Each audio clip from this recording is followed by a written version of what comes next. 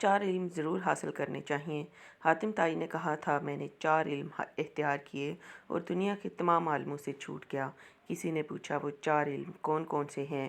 حاتم نے جواب دیا، پہلا یہ کہ میں نے سمجھ لیا کہ جو رزق میری قسمت میں لکھا ہے وہ نہ تو زیادہ ہوتا ہے نہ کم، اس لیے میں زیادہ کی طلب سے مطمئن ہو گیا۔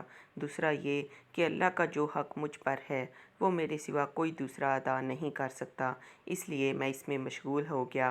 تیسرا یہ کہ ایک چیز مجھے ڈھونڈتی ہے اور وہ ہے موت، میں اس سے بھاگ نہیں سکتا اور اس کے ساتھ سمجھوتا کر لیا۔